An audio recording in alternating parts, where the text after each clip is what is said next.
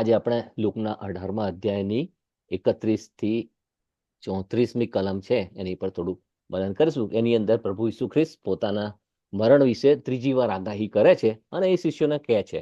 મારી પાસે અંગ્રેજીમાં છે, હું વાંચીશ કે then Jesus took the 12 aside and said to them, look, we are going up to Jerusalem, and everything the prophets have written about the Son of Man will be fulfilled. એટલે કે જે માણસના દીકરા વિશે લખેલું છે શાસ્ત્રોમાં અને પ્રબોધકોમાં, એ બધું પૂરું થશે. And he will be delivered over to the Gentiles and will be mocked and insulted and spit upon. કે પ્રભુ ઈસુ કહે છે કે માણસના દીકરાને વિદેશીઓને આપવામાં આવશે અને એની મશ્કરી થશે, પર થૂકવામાં આવશે. They will flog him and kill him, and on the third day he will rise again. અને એને માણસના દીકરાને એટલે પ્રભુ ઈસુ ખ્રિસ્તને મારવામાં આવશે અને મારી નાખવામાં આવશે અને એ ત્રીજે દિવસે પુનરુત્થાન પામશે. એવી વાત પ્રભુ ઈસુ સ્પષ્ટ રીતે શિષ્યોને કહે છે. પણ 34મી કલમમાં કહે છે, but the disciples did not understand any of these things. કે જે પ્રભુ ઈસુના શિષ્યો હતા એ લોકો આ બાબત સમજી શક્યા નહીં.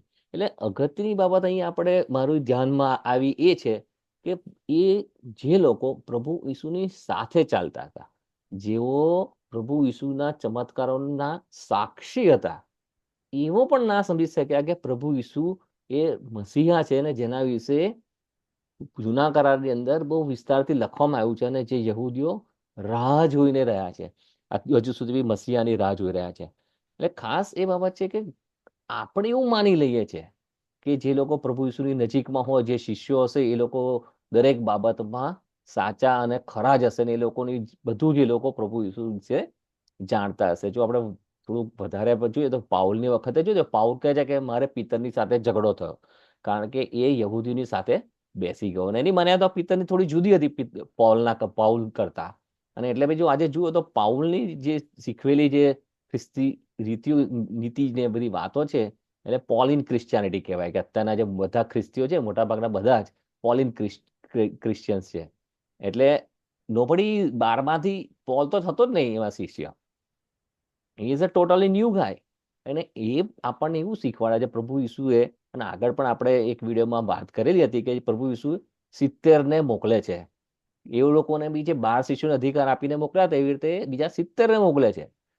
એટલે પ્રભુ પહેલેથી જ કહે છે કે જે લોકો મારી સાથે ચાલે છે, મારી પાછળ ચાલે છે, એ બધામાં ઇક્વાલિટી છે. કોઈ મોટું નથી, કોઈ નાનું નથી. અને પ્રભુ ઈસુએ જયારે બધાના પગ ધોયા ત્યારે પ્રભુ ઈસુ એ શીખવાડ્યું કે કોઈ મોટું નથી ને કોઈ નાનું નથી. ઈશ્વરનું જ્ઞાન પ્રભુએ દરેકને આપ્યું છે અને એ દરેકની સાથે છે. એટલે ઘણીવાર એવું થાય છે કે આજે લોકો જયારે ચર્ચમાં જાય છે તો એ લોકો એવું લાગે છે કે પાસ્ટર કે એ જ સાચું. ઘણા લોકો કે મારા બિશપે આવું કીધું તો જ સાચું. ઘણા લોકો કહે છે હું તો પ્રોફેટ છું. આજે તમે ઘણા લોકો એવું બની જાય કે હું પ્રોફેટ છું એમ કરીને પછી પોતાને જે ગમતું હોય છે એ બધી વાતો એ લોકો કરતા હોય છે. તો મેં એક નાનો પ્રયોગ કરતા આ વિચાર પર મેં વિચાર્યું કે લાવો બાઇબલમાં આપણે શોધીએ કે કેટલા પ્રબોધકો એ મંદિરની અંદર કામ કરતા હતા, હાઈપ્રિસ્ટ હતા. આપણે ને પ્રભુ ઈશ્વર સાધ્યની સાથે સીધો વાત કરતો તો આપણે લાગે કે હાઈપ્રિસ્ટ હોવો જોઈએ માણસ, કે ભાઈ મુખ્ય યાજક હોવો જોઈએ. તો કે પ્રભુની સાથે મંદિરમાં તમે હો અને જો તમારી સાથે ઈશ્વર સાથે સંબંધ જ ના હોય તો કેવું કહેવાય. એટલે મેં જોયું તો બાઇબલમાં એવું કોઈ નથી, એ કઈ પ્રબોધક એવો નથી કે જે પ્રમુખ યાજક હતો. ખાલી એક જ નાનો છે, એઝરા. એને એ બી એના વિશે આપણે જે બાઇબલમાં જે 66 પુસ્તકો વાળું બાઇબલ, એમાં કોઈ ઉલ્લેખ નથી, કોઈ બી નોટ એ સિંગલ પ્રબોધક, એક પણ પ્રોફેટ એ હાઈપ્રિસ્ટ નહોતો કે મંદિરમાં કામ કરતો હતો. એ બધા લિનેજમાં હતા, આરોન એટલે બધા હતા ને, પણ એ લોકોએ કદી પ્રબોધક તરીકે એટલે ત્યાં પ્રિસ્ટ તરીકે, હાઈ પ્રિસ્ટ તરીકે કામ નથી કર્યું. તો એ વિચારવા જેવી વસ્તુ છે. એટલે આજે ઘણીવાર ચર્ચની અંદર આપણે બધાને બહુ માને કે પાસ્ટરે આ કીધું, કે કોઈ બિશપે આવું કીધું, કે પ્રોફેટે આવું કીધું, અને ચમત્કારો માટે લોકો ત્યાં લાઈન લગાવે છે કે ત્યાં જાય છે. પણ પ્રભુ ઈસુ એમાં જ દેખાડે છે કે એવું નથી. એના શિષ્યોને બી ખબર ના પડી કે પ્રભુ ઈસુ કોણ છે. એટલે આજે મોટા પુલપીટ પરથી કે ટીવી પર આવતો માણસ બી એમ કે હું પ્રભુ ઈસુને ઓળખું છું, તમે કહે તો કદાચ એને પ્રભુ ઈસુ પૂરતી ખબર ના પણ હોય. એટલે આપણે ખાસ સાવધ રહેવું જોઈએ. કારણ કે ઘણી બધી વાર એવું હોય છે કે એ લોકોને ના સમજ પડે, પણ ઈશ્વર કદાચ સીધું તમારી સાથે વાત કરે.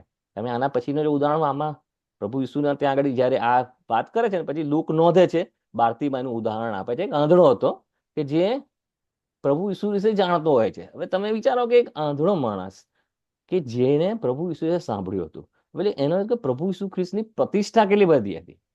બધા લોકો શોધતા હતા પ્રભુ ઈસુ, એટલે પ્રભુ એટલે જે યાજકોથી માંડીને બધા લોકો પ્રભુ ઈસુને કહે કે આ બહુ ઈર્ષા આવે છે પ્રભુ ઈસુની, કારણ કે નાનામાંથી નાની વ્યક્તિ હોય ને એ પણ પ્રભુ ઈસુને ઓળખતી હતી ને લોકો પ્રભુ ઈસુને શોધતા હતા. અને પ્રભુ ઈસુ પાસે ને બહુ સરસ વસ્તુ છે મને જોવા મળી, એક કલમ પણ હું કહીશ. અને એને આપણે એમાં કે જયારે ભારતીય એને પાસે પ્રભુ ઈસુ જાય છે, પ્રભુ ઈસુ પૂછે છે, પ્રભુ ઈસુ ભારતીય પૂછે, what do you want me to do for you? ઈશ્વર એ આંધળાને પૂછે છે કે તારા માટે હું શું કરું. It's amazing. ઘણી બધી વાર હું કહું બાઇબલ ટ્રીપ એટલે આપણે શું કે જર્નીમાં જતો રહો, આમ કે ભાઈ ટાઈમ ટ્રાવેલ કરીને કે હું જો પ્રભુ ઈસુના વખતમાં હોત તો શું થાત એ ઘટના. તો હું વિચારું હું આંધળો માણસ હોત તો શું થયું હોત. અને અહીંયા આગળ બહુ અને આંધળ માણસે બહુ ગજબ શબ્દ વાપર્યો છે ને, જો લોર્ડ એટલે એમાં lord let me C again, કે મને જોવા દે. એટલે કે હવે તું મને જોવા દે કે તમે મને દ્રષ્ટિ આપો. તમે આમ સામ કરીએ ને તો જયારે મને દ્રષ્ટિ આપો ને તો એનો બી બહુ અર્થ થઈ શકે છે કે એ જસ્ટ ફિઝિકલ દ્રષ્ટિ નહીં, તમારો આત્મિક આંખો પણ ઉઘાડ એવું કહી શકાય છે. એટલે જ પ્રભુ ઈસુ તમે આગળ વાંચ્યું કે જયારે પ્રભુ ઈસુને દૈહિક આંખો આપી દેખતો થયો ત્યારે એને પ્રભુનો મહિમા કર્યો અને પ્રભુ ઈસુની પાછળ ગયો. એટલે આપણે ક્યાં છીએ, કેવી હાલતમાં છીએ વિશે ને જે શિષ્યો હતા પ્રભુ ઈસુને રાઈટ નેક્સ્ટ તેમની ચાલતા હતા, તે ફેલ્ડ. અને ભારતીમાં જેને કશું જ ખબર નથી, એને કંઈકથી સાંભળ્યું હતું અને હી બિલીવ કે આ વ્યક્તિ છે એ મને સાજો કરી શકશે, એને કશું જ ખબર નથી, એને કશું જોયું જ નહોતું, છતાં એણે વિશ્વાસ કર્યો અને પ્રભુ એને સાજાપણું આપ્યું. એટલે આપણે પણ આપણે જે જગ્યાએ છે ત્યાંથી આપણે પ્રભુને હાંક મારીશું તો પ્રભુ આપણી પાસે આવશે અને આપણને સાજાપણું આપશે. એને માટે આપણે અહીંયા દોડવાની કે ત્યાં દોડવાની જરૂર નથી, પણ આપણો વિશ્વાસ આપણે પાકો રાખવાની જરૂર છે. આશા રાખીએ કે આવનાર દિવસોમાં આપણે પણ ભારતીયમાંની જેમ પ્રભુ ઈસુ પર વિશ્વાસ રાખીએ અને ઈશ્વરને આપણે કહીએ કે પ્રભુ મને તું દ્રષ્ટિ આપ. આમેન.